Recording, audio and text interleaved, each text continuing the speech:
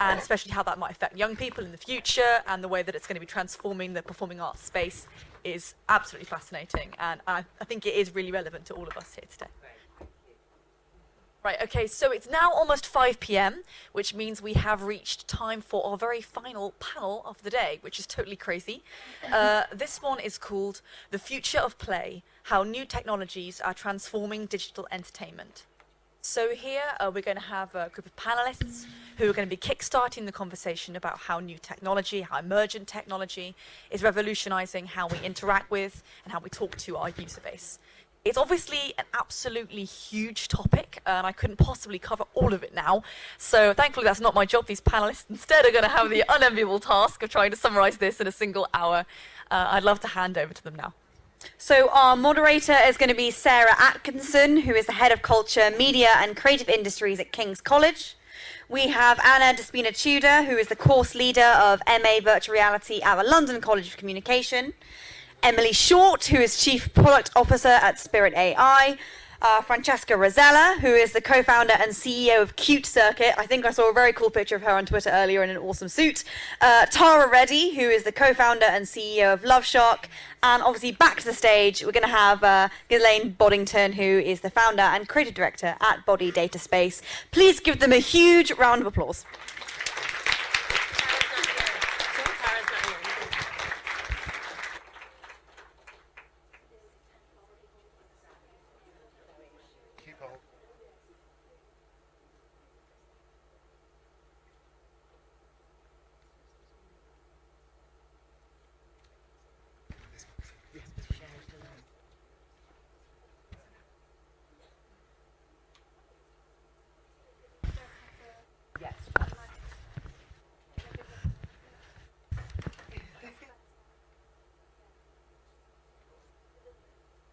Also slouch. Good. So hello there. Yeah, I'm Sarah, Culture, Media and Creative Industries. Can you hear me okay?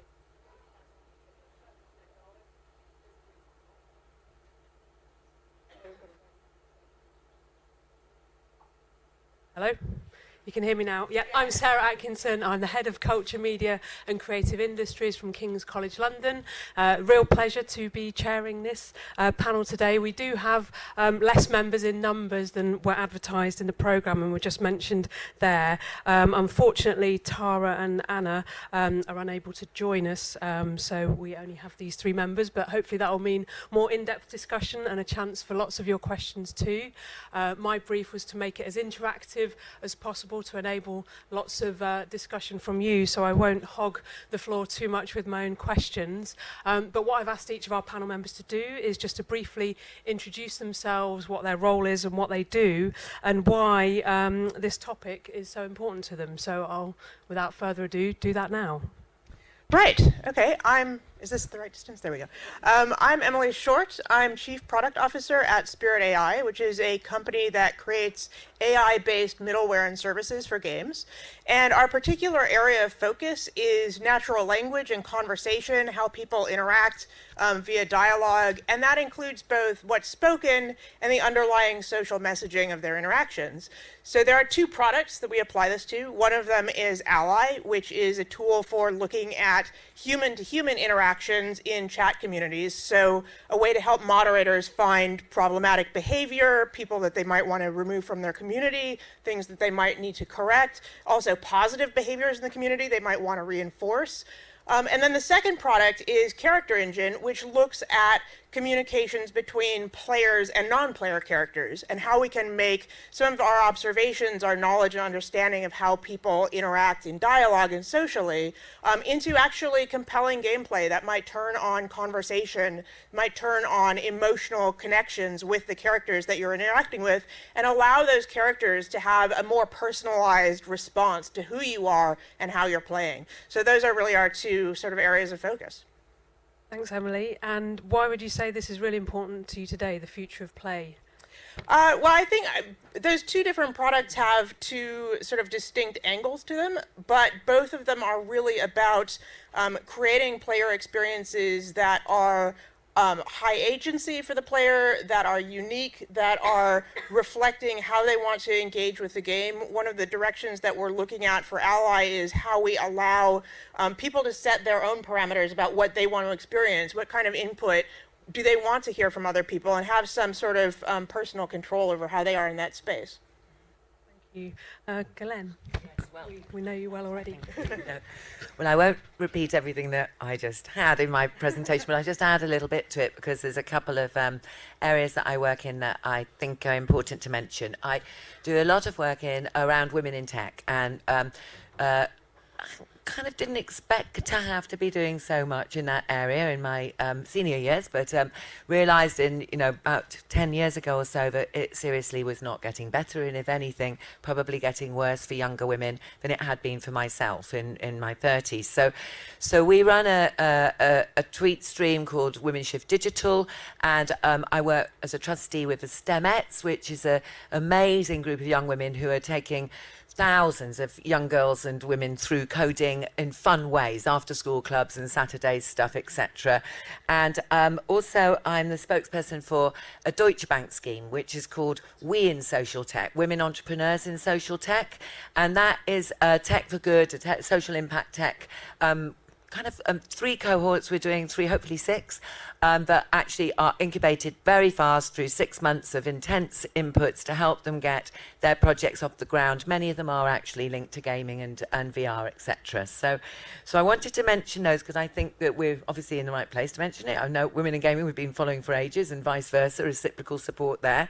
And a lot of gaming women do follow us through, and that we all need to keep working together on that. Thank you. Francesca. Hello, everyone. And so I'm actually co-founder and chief creative officer, so I don't want to steal the CEO job from my co-founder. He's even watching us from via Twitch, so really, it's going to try to oust me when I go back. So at CuteCircuit, we designed the future of fashion, but the thing that we do is that we create wearables that connect people, that allow you to share emotions together. And maybe some of you have seen many, many years ago, we designed something called the hug shirt. That is a shirt that lets you touch someone over distance, like sharing a hug over distance. So you touch your shirt and it gets recorded, and then your friend on the opposite side of the world receives it, and it says, there is a hug for you, you wanna feel it? And they of course say, yes. And their shirt is gonna get warm and vibrate in the same areas that you touch on your shirt. So we really like this idea that people can connect physically.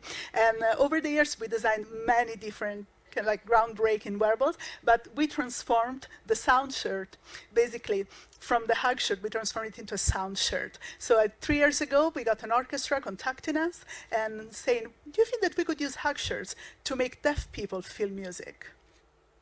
And we're like, well, we can try, because we have the technology there. We can just write a new software and see if we can make this happen. So this is what we did. We created the shirt with way more actuation areas than it had in the beginning. There are now 30 actuation areas all over this shirt.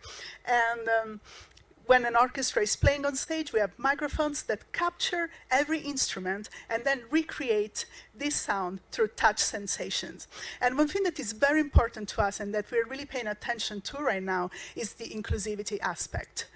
Because, I mean, the fact that there are so many games being played all over the world, sometimes some of them are lacking an interface that can make you really feel like you're there.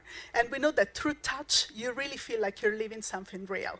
Because sometimes if you think about, oh, I might have misheard something, or maybe I didn't quite see that right. But when you are touching something, you know that is real and you know that you're there. And that's why we think that touch is so, so important. And so we're just merging together all these technologies with 3D spatial sound and haptics together so that we can have inclusive audience participation in games and also in other aspects of communication. Thank you. Thank you all. Working in really exciting spaces.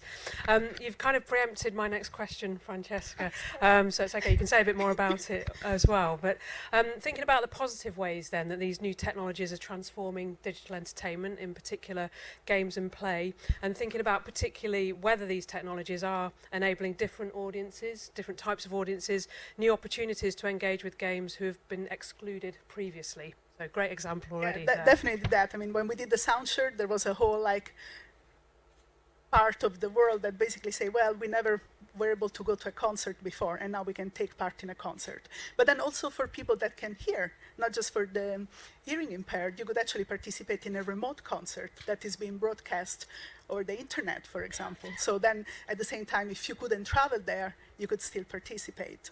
And I think this idea that everybody can participate in something. I also think that some wearables are better than others, because if you think about all the wearables that there are in games right now, like these huge goggles, these massive backpacks with a really heavy hard drive in it, I mean, they weigh about 15 kilos. And this precludes a very large part of the audience to take part in the game. Because, for example, if I play one of the games like The Void, like the Star Wars experience.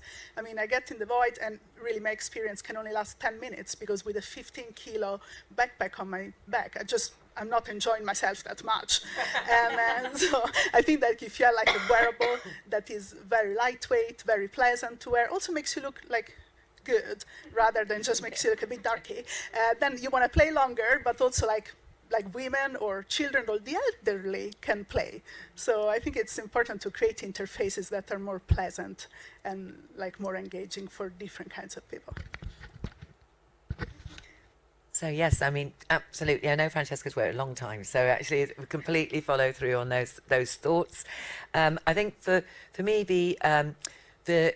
the starting point of my work with telepresence, and I think is still my ongoing real passion, is connecting communities, and connecting communities that actually need to be connected. So communities which are enabled by belonging to groups which are beyond their immediate physical environment. So that could be very important if they're isolated by their politics or by their race or culture or their sexual orientation, etc. Finding others that are beyond the norm and not feeling that you're absolutely isolated or the only one there. And also intercultural debate, which has been my key area for many years, and looking at identity and how identity and multi-identity works, and how we can find, obviously, the positive commonalities between us all across the world through these connected scenarios. So that for me is very important. I think the other positive developments which are transforming things is linked to young people and soft skills development. And I see with my sons, even though I have to get them off the gaming sometimes, I am aware that particularly with certain games, it's group work, they're negotiating, they're in real time with their teams. They're actually, my younger son, I'm quite amazed how well he negotiates in there. He's not like that in real life, he's very good. Problem solving and working with others very well, and of course the creativity and design side that's starting to come into games that allow that, like Minecraft, etc. So those are really positive. And alongside that, an emerging, and I don't quite know enough about it yet, but maybe other people in the audience do, emerging regrowth of what I think is really important, which is the independent server movement. So maybe we can take that to the audience at some point. Yeah, lots of things there that tie into what I'm seeing as well. So for Character Engine, because we're facilitating communication with characters that can take input from how somebody's interacting in a game, might take input from person moving through VR or an AR space, might take spoken input, typed input, gestures. There are a lot of different ways that you can communicate with the game, which open up a wide range of different types of experience. And then on the other side, what our technology is also able to do is create responses that are really tailored to the person who's interacting. And we see a lot of people coming to us with use cases from outside the game industry or places adjacent to the game industry who are saying, we'd love to use this in education. We'd love to have a teaching character who is able to adapt their vocabulary and their behavior to the person who's learning. We'd love to have gameplay scenarios that enact particular social skills and communicate those, or that teach people to be more confident or comfortable. What if we could build those kinds of interactions? So there's a huge kind of scope for building, using AI to look at how people interact socially, reflecting that back, embodying it back to people in a way that they can actually learn from and gain from. I think also the creative point is a really important one, because beyond the gameplay itself, I see a lot of potential for enabling creators with new technologies. And one of the sort of most exciting directions that I see in the AI space right now is the concept of computational creativity, basically tools that share initiative between the AI part of the tool and a human creator, and allow the human creator to give feedback like, oh, you generated this thing, but it's not quite right in this way, so please tweak it, and have this kind of back and forth. And some of the things that are produced that way are really powerful, really effective, really interesting, really aesthetically challenging, and they allow people who might not have a full set of technical abilities to enter a space. They also allow people who might have a kind of different mobility, different sort of ability to interact physically, to actually be creative in ways that they hadn't previously. Wonderful. So lots of exciting opportunities that you're outlining there and potentials for these technologies. So I just want to balance it out before we open up to the audience and think about maybe some of the key challenges, resistances that there are of adopting and implementing such technologies, and in particular into the game space. Have you encountered any of those? Well, I seem to still have the mic, so I guess I started. So I think there are a number of things about, I think, which are fairly commonly understood, in fact, about how reticent game projects with really large budgets are to take significant risks. And that is an ongoing thing that is always kind of an interesting challenge and barrier. And so getting into some of those really large budget game spaces means either you have to have done a bunch of like prototype work in more of an indie space, or you need to be connecting with a studio that has a really strong, is large enough to have its own kind of R&D contingent or something like that. So there's sort of interesting sort of structural and economic challenges. There are also challenges of kind of design and understanding, because as we open up really different new technologies, we have to catch up with what our design knowledge is about that tool. And we need to not just design, but also like, how do we build a production schedule around this? How do we do all of these things that we know how to do for more conventional gameplay? But as soon as you introduce these unknowns, that becomes more challenging. And then finally, there's the sort of caution that people have, which is less a barrier to adoption and more sort of a thing that people need to think about, as they do adopt, is when we're using machine learning techniques in particular, we're using some of the other technology that's currently emerging. There are lots of ways that those technologies can pick up and reflect back cultural biases that we don't intend to make part of the project that we're building. And so that's another area where it's really important to be mindful and very conscious of the ethical implications of what am I building into this, because sometimes that can be really invisible in the first part of the project. So that's something to give a lot of thought as well. Cool. So yes, I completely agree on the bias side, and we could probably do a whole panel just on that, because what we've got to remember is that the bias is in many layers of what we're dealing with. It's not just in the people who are doing the software making, etc. It's actually, starts to live within the algorithms, and it's coming from the data itself, what we call dirty data, where it's just not.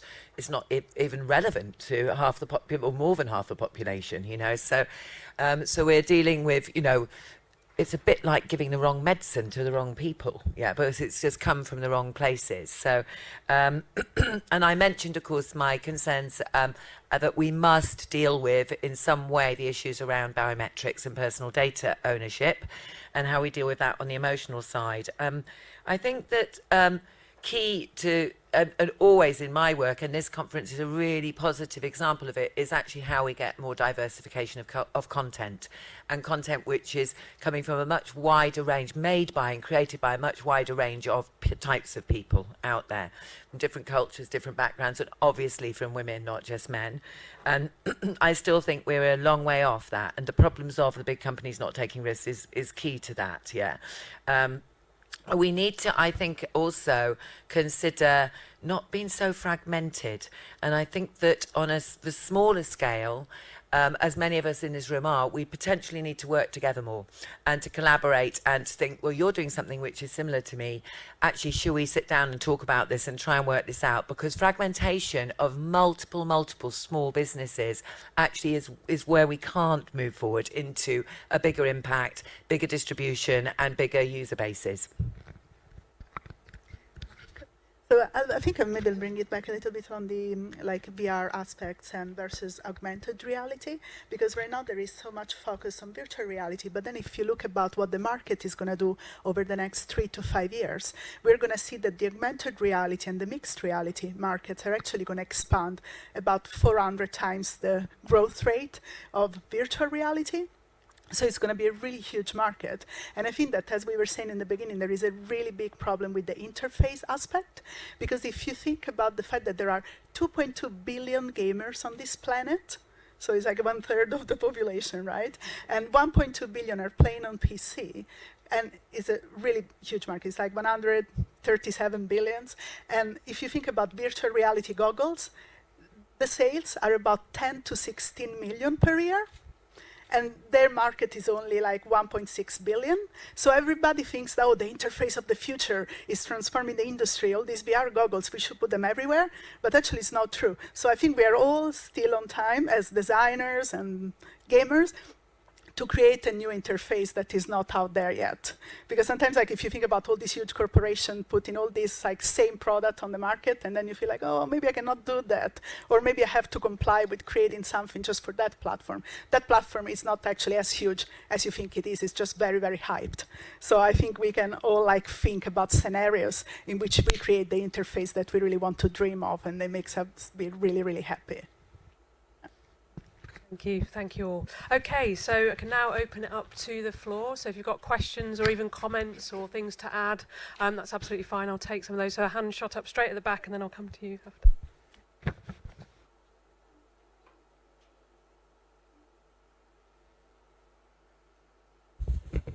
Hello. Okay. You spoke a lot about the ethics of collecting biometrics.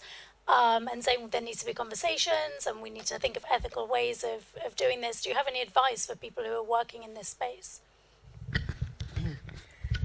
Yeah, let's all get involved in this debate right up. So actually, the Royal Society, some of you may know, put out a report yesterday on neural interfaces and looking at that, the use in medicine, a little bit in gaming. I think it's a bit disappointing, the gaming bit, but and looking at bias, etc. But it's an incredible report. It's called iHuman. It's got illustrative icons for every single type of neural interface in the world that's actually happening already. And it's got major, it's from the science scene. I think probably they haven't been interdisciplinary enough in their approach to actually bringing in the research, but it's a very important document. And I'm going to tweet about it in a minute, but it's up on Twitter, iHuman, if you tweet that, if you look for that. We covered it last night on BBC too, so there's a good programme discussion. And the Digital Commissioner for Biometrics for the UK was talking on that programme too. And the key output from that was, yes, we've got to, everyone's got to be involved in this debate. So there is a lot of discussion. I mean, I can tell you several events that are happening at Nesta, at our University of Greenwich, looking at these discussions around this now. But we need to put our thoughts in and we need to think about what are the solutions to this? How do we actually, positively move towards the use of personal data, particularly emotional and behavioural data, to actually feed us the right things, to make us feel good, to reach us when we want it to reach us, and how do we actually go no when and have the right to say no, I don't want that, thank you, or no, but you're not taking that from me. We have a long way to go on the solutions. Look at China. China's already gone there, and it becomes a citizen marking scheme. So there's a lot to discuss. Get in the debates, read everything there is, create debates around it, get groups going in work to talk about it, Solutions will emerge, but only if we all get involved, and we need to be involved, otherwise the wrong people will make the decisions. Hiya. So as an interaction designer, I find this extremely fascinating, and I was just wondering, what do you think is like the biggest challenge for interaction design in this space? Because for me personally, I think it's traversing the actual physical spaces? Because most of us live in quite small spaces. So how do you think that would be solved, or what do you think is the most important thing in that area? Does that make sense? You're talking about like the physical space in which you interact, or? Yeah, I mean, just like in terms of like what is for you like the biggest challenge in that area? Like, sorry, it's just like. Yeah, no, I'm an interaction designer too. Oh, okay. So I feel you. I think sometimes as interaction designers, we are not like so like a strong will to try to impose our will on other people. Yeah. I find this like with interaction designers, we're always like so open to the user's feedback, because the user is always right. They were like, yes, the user just is telling me what they want, and I probably like I designed the wrong thing, so I need to get everybody's feedback. So I think that definitely like one challenge should be that we should all get everybody, like who we are designing for should be like who we should seek the feedback from. So for example, I don't just design something because I think it's cool. I do that too. But then as soon as I do that, I just give it to people and say, try, test it, tell me what you think. And I think that's like the most challenging aspect of lots of these technologies that are coming out right now, that probably nobody listened to the users, because otherwise they would have designed it a little bit different. So I think it's just trying to do lots of testing along the way to make sure that you incorporate that feedback into the final product. Does it make sense? Yeah. Didn't quite answer your question. Yeah, sorry, I'm struggling to articulate the question. It's just. There you go. Yeah, it's just because like if you look at VR at the moment, it's a very important piece of technology that's come out, but there's very few like meaningful experiences that are coming out. Like I've tried things like VR chat, things like that, which is fun, but like it's a very non-safe space. Like people who log into that is just like not great people, and when you're trying to actually like having a meaningful interaction with someone, it's really hard because you don't have like haptic feedback, or it's hard to move through a space, or it's hard to really feel that you're there. And I'm just like wondering, like, I guess my question is, what's the next big thing for you as an interaction problem that you need to solve, other than just putting on goggles and imagining you're in a virtual space? I guess that's the question. Yeah, I mean, I think, the things that I'm very, very interested in are more like to do with like physical immersion, and sort of like this idea that you can forget where you actually were and just live in this parallel reality. I do not think that living in this parallel reality should be done by covering your eyes. I find that extremely kind of like discomforting, like a very uncomfortable like kind of feeling in which like you don't know like if you're about to bang into a wall, even though it's more or less mapped, when like you can map it in the Oculus thing, but like when you start to exit there, then it breaks your immersion. It's like the suspension of disbelief that you just really want to overcome. And I think sometimes you can overcome it better when you have other senses involved, rather than just covering your eyes with something. So I think don't focus on like just designing for VR. Yeah, no, I think just to take it through to because you used the word traversing, and I was thinking about the way that we worked with telepresence from the early 90s. A lot of that 10 years was spent what we called navigation and orientation methodologies that we developed, which would enable us to, if I was in London and my dancing colleague was in New York, and we had a lag of 1 minute, we were dealing with lag then all the time, working out the lag first, but then actually having certain methodologies to set up where we were centered in a space, how we would actually integrate together, how we would reach each other, etc. Navigation orientation as you're working between two spaces and actually into a third space, which is the virtual space itself. So, and I think that the one of the issues that's happened for gesture tech, actually, gesturing in gaming and gesturing linked to gaming, has been that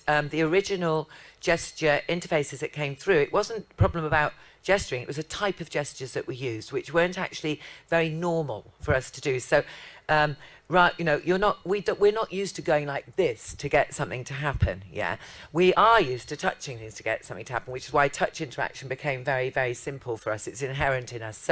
So my advice would be always involve.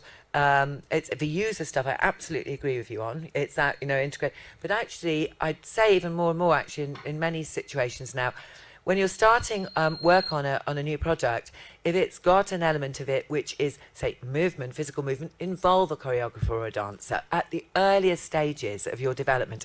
If it's including, and I'm saying this to obvious people like Isabel, you know, neurologists should be involved at the earliest stages of development of any tools around that. Health and well-being people of all types, biologists, physiotherapists, people who are body experts. There's many sports people, etc., whose baseline expertise is the body and the body knowledge. Don't even start on your project without involving expertise from that area, if possible, within the team, yeah, and use that to gain your knowledge about it before you even start with the user side, yeah.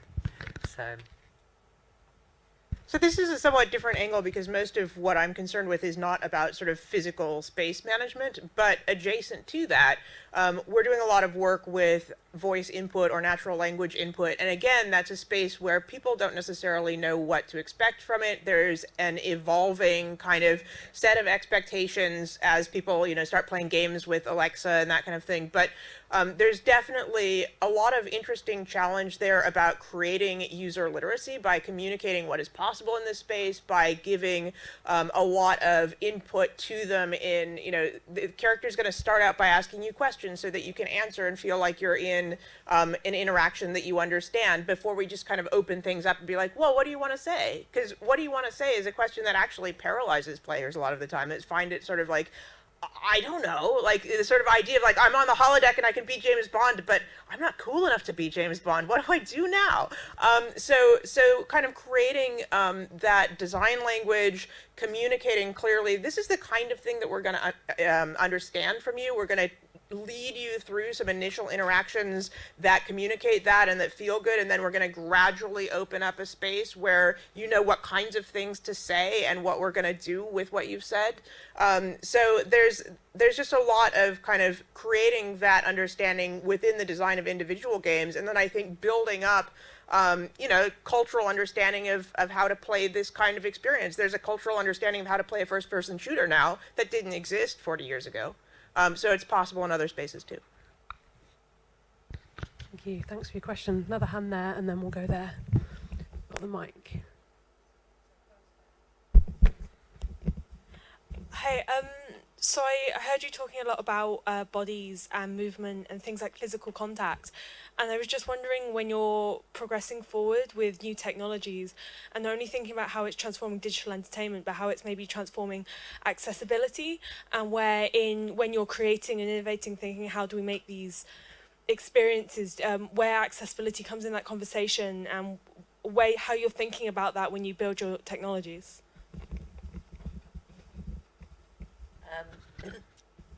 So for our work, definitely, we are very interested in getting much larger participation into these immersive experiences, and we design for larger and larger environments, actually, and bigger crowds. And but what that does mean, and I'm totally with Francesca on this, you know, is that we are avoiding the multiple big wearable scenario, and definitely the VR headset scenario for any larger scale environment, whether it's a big entertainment centre or whether it's a festival or whatever, is extremely hard to enable enough access. Yeah, even if you've got 40 VR stations down a row, you get the same people queuing all the time. It's mainly guys actually in the queue, and nobody else gets near it, you know.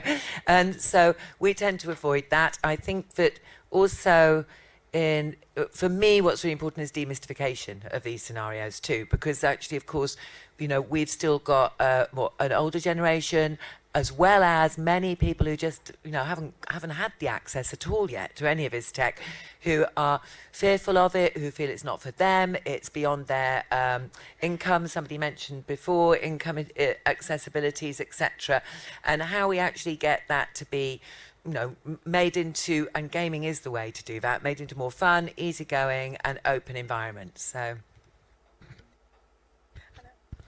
I think that it's a really interesting question, and I think I have an example that is really nice.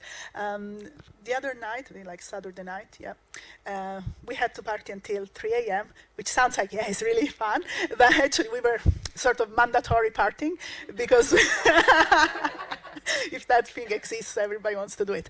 And because we were basically doing like this part with like 1,500 people, but many of these people were actually deaf, and that was their first time going clubbing with their friends, also deaf, and they were wearing the sound shirts.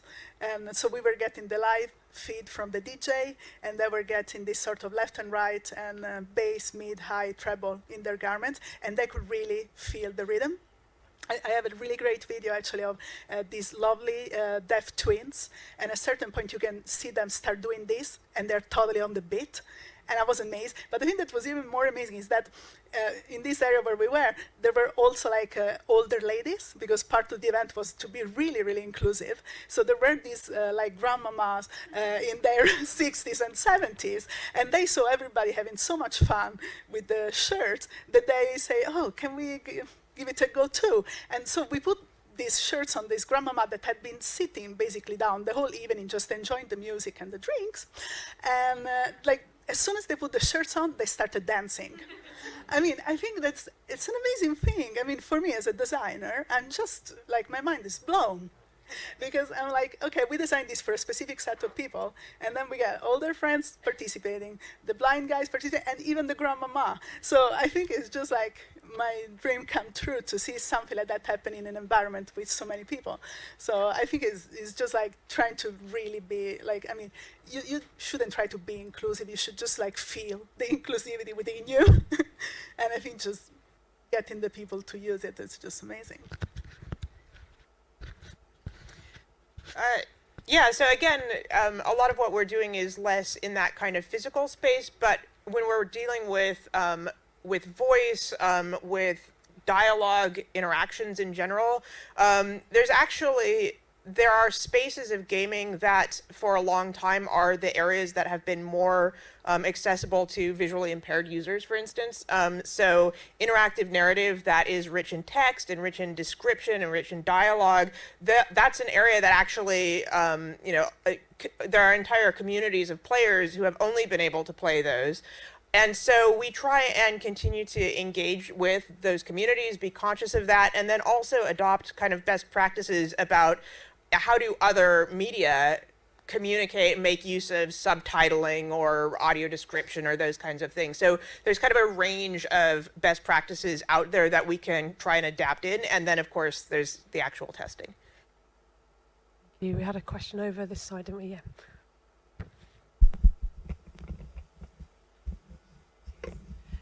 My question is actually very much related. I was wondering, Emily already answered the question actually. Do you think this all new technologies have any way to maybe link and start working with bigger gaming companies in order to make accessibility for people with disabilities much easier? Because it is quite known, tricky situation right now that due to new US law, every new game or every bigger game needs to have accessibility right now for all the players, so all the players are actually being included. And I was wondering if we can go a little bit over just text to speech. Do you think that maybe any of the new technologies you're using could be used as well for this to make these games easier and open for everyone?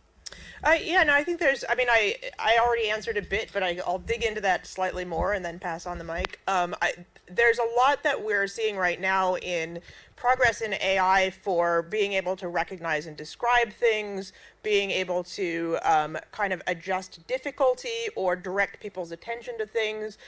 So I'm thinking of cases where people sort of have some sensory impairment, but also cases where the user might be older or younger, might have a less good memory. Are there use cases? One of the use cases that we've discussed with one of our clients is for being able to kind of have descriptions adapt to how long has it been since the players engaged with this, and how well do they seem to remember or understand what's going on. So that kind of use case, you can imagine like somebody who might be elderly and have some difficulty remembering things, or a young child. You could see all of these kinds of different ways that you could approach adapting reminding people where they are, what's going on in the quest, having the NPCs talk to them like in different vocabulary with more or less complexity. There's just a huge range of possibility. As soon as, and one of the sort of major things that technology is able to do to help with that is all of the sort of generative dialogue that we have, and the ability now, as we're seeing sort of better and better text-to-speech voices, better and better performances, automated, as we can get away from having to have absolutely all of those interactions voice-acted and recorded in advance, they can become much more flexible and much more adaptive to the experience of the user. And this is a key debate in design anyway, so even beyond the gaming world is actually design, diversity and inclusivity by design. Yeah, so actually taking as your lead user a person or an idea of a person even who has the most complex accessibility needs, and designing to that from the beginning of your process. And that's where these regulations are starting to come from. So there's a lot of discussion about this in the design sector overall. There's an exhibition coming up at University of Greenwich and a day of talking in the next month around this. I think we all need to just start to think like that. Don't think, oh, well, we don't have to do that bit. Yeah, actually, just do the whole lot from the beginning. So it's not about adaptation, actually. It's about actually by design, you include as many people, the widest sense of what you can out there. And then all you're doing is widening your consumer base and your market possibilities by doing that. Sometimes when you think about inclusivity, I think many maybe larger corporations or like even companies that are starting out do not think about like inclusivity as an aspect that is really integral to your product. But if you think about how many disabled people are out there, there are 1.3 billion. And 700 million of those, so 1/10 of this planet, are either hearing or sight impaired. So, I mean, this is just a really massive amount of people. We're not talking about like 1 million people, 5 million people, 700 million people out of 1.3 billion. So I think it's just really important that they are seen as customers, users, people that want to enjoy an experience. So it's just like, if you start designing for people that have some kind of impairment, then the interface is going to end up being much, much better for everybody else. And actually, if you look at technologies for special needs and disability from the 90s through, you'll see, and it's what your point was actually, you said, the link up of those that have developed really well, it's fascinating actually, have been some of the things that have come through for all of us as making technology and gaming much easier. So keep an eye on what's happening, because some special needs and disability technologies are actually, well, obviously really useful for seniors, and as longevity becomes part of life, those are needed more and more. But equally, they are definitely you can work with this Global Disability Hub. There's loads of tech hubs looking at that. Just get together. It's what I said earlier, just actually keep matching and sharing and linking. Don't reinvent the wheel again and again. Go there then.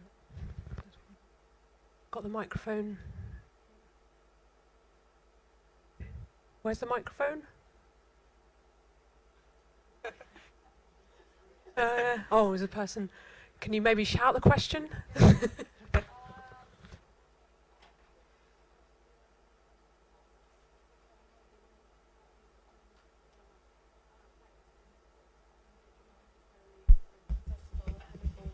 Most people, especially when it comes to something that has to do with enabling impaired people to do things. And actually, I think of the charity Special Effects that develops technology exactly so that people with disabilities can play games, but they depend a lot on donations and funding and everything, because those new technologies are very expensive. So my question is just in terms of what's your view, is it possible to have new technologies that are inclusive, that are accessible, and at the same time affordable? So I think some of the solutions that we've been talking about, not all of them, but some of them are software based in a way that they can scale up, they can be deployed in the cloud, they can work for users in much the same way as a lot of sort of other features that are available to gaming. So I don't think that there's sort of like, oh, all of this has to be impossibly difficult. I think there are some cost challenges, especially for actually the whatever company is creating the experience. When you get into some of the AI-based solutions, there can be significant costs around getting access to data sets, doing the training. So those are spaces where there are some barriers.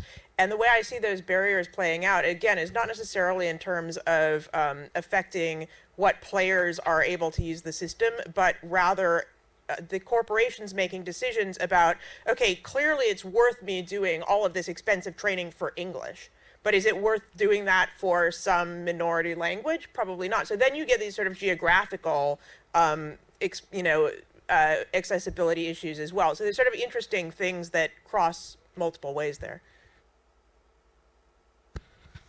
I think I kind of answered it in terms that I do think we've got to stop reinventing the wheel and work together.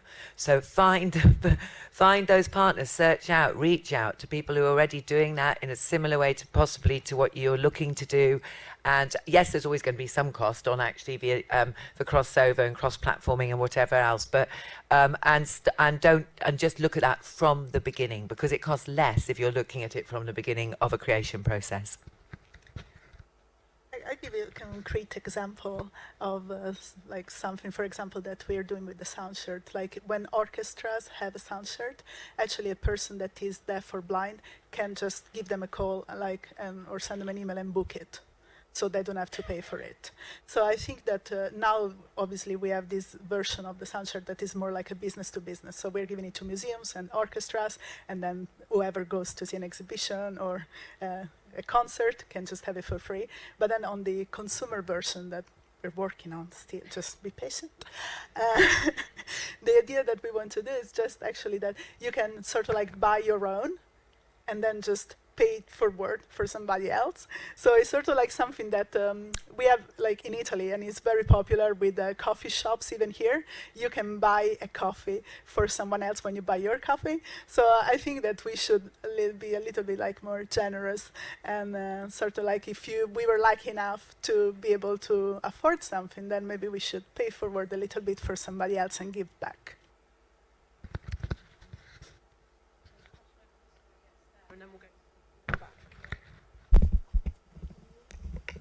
So my question's kind of directed towards Emily, but I'm going to open it up in that, what do you say to people who are sort of genuinely afraid of AI?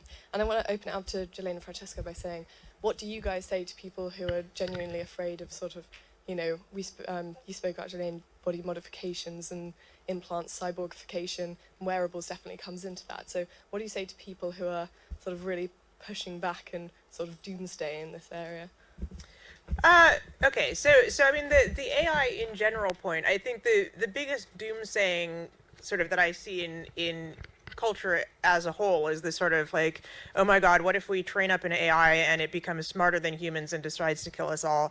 It's like, well, like I've been working on this for a long time, and it's really, really hard to make an AI even a tiny amount close to that smart, so I'm really not like afraid of that emerging in the very near future. And I think that's a case where a lot of the time the conversation is an educational one. It's like, okay, well, like let's unpack what you're afraid of, what you're imagining here. Let's talk about how this actually works. Like, no, the thing that somebody built in their lab is not going to get loose on the internet and like destroy humanity.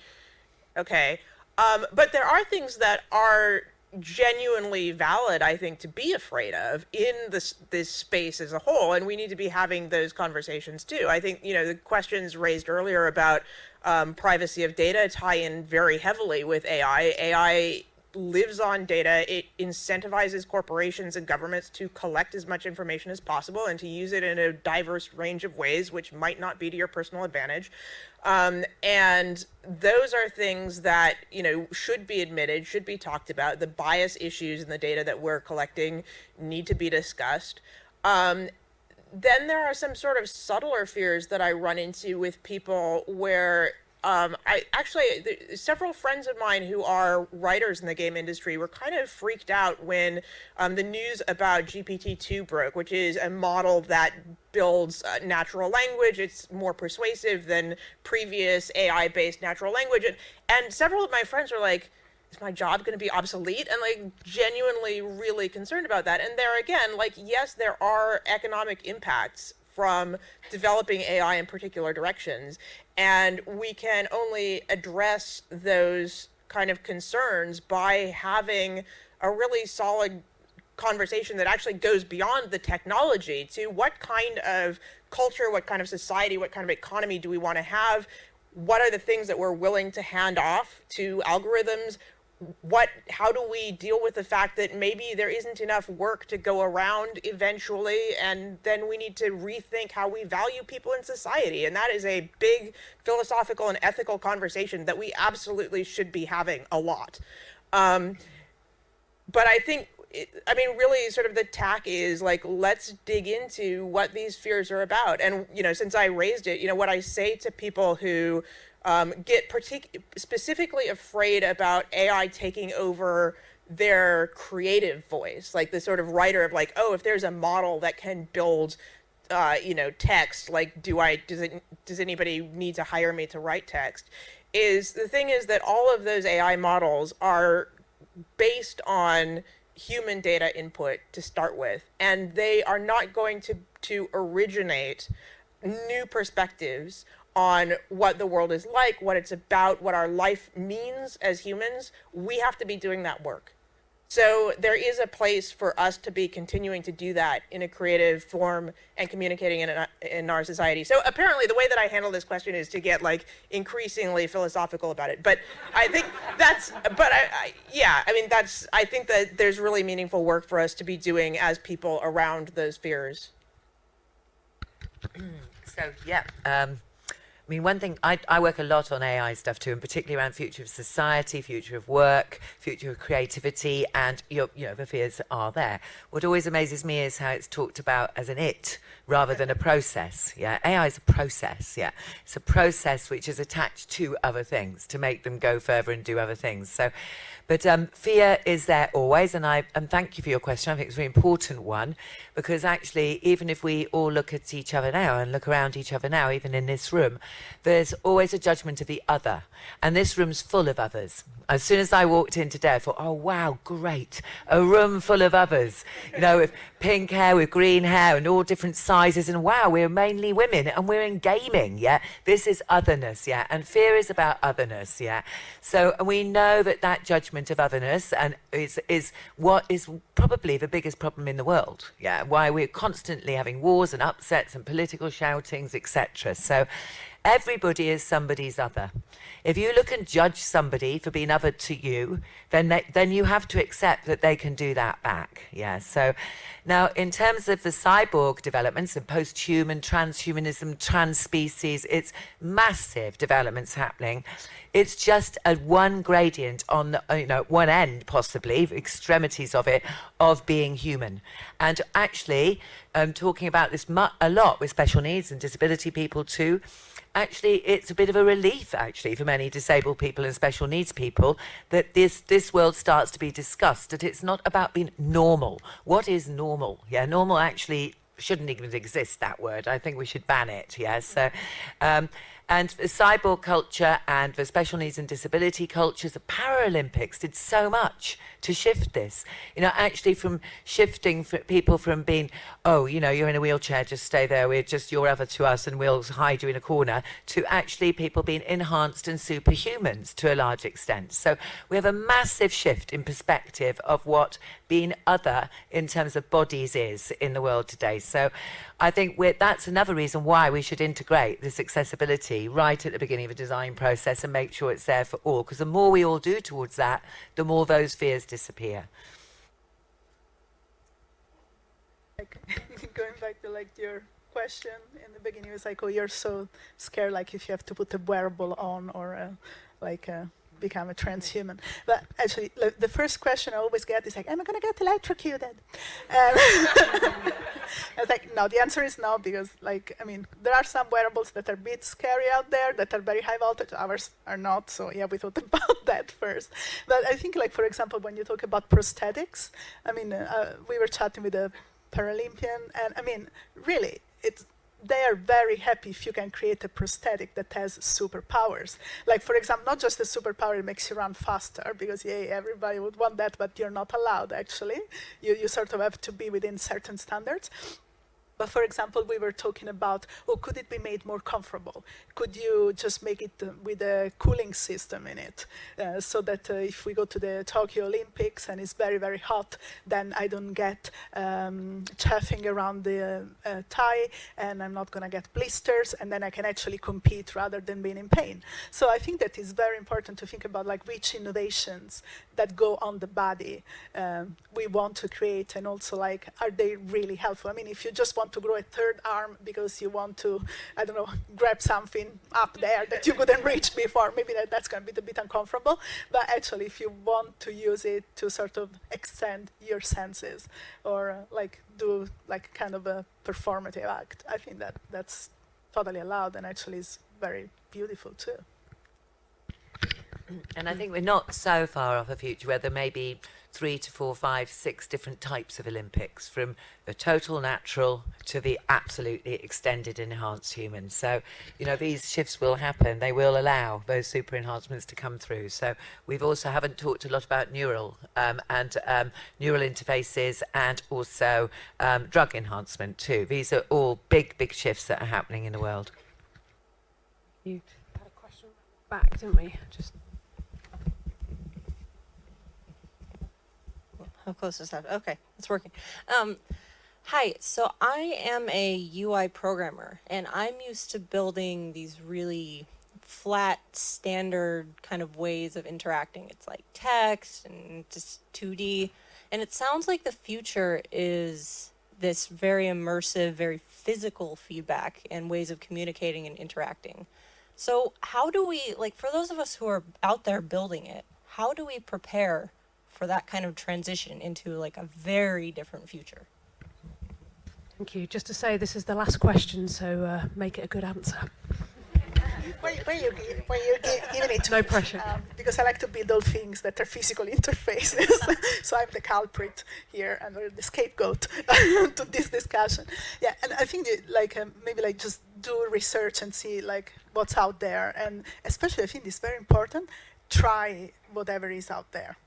Like, because sometimes I think we get really stuck into thinking we want to design something, or like a product like might be really good or really bad, and you never know until you actually try it yourself and experience it and see what it allows you to do. Like, for example, I tried the Oculus goggles, the Vive, but then I also tried the Magic Leap. And I mean, it's not as cool as I think it is. So I mean, the idea is great, but it's not quite out there in terms of resolution. So I think it's very important to try every single thing, like even the really cool domed hologram that Ghislaine was showing earlier. And you know why she knows why there is the dome.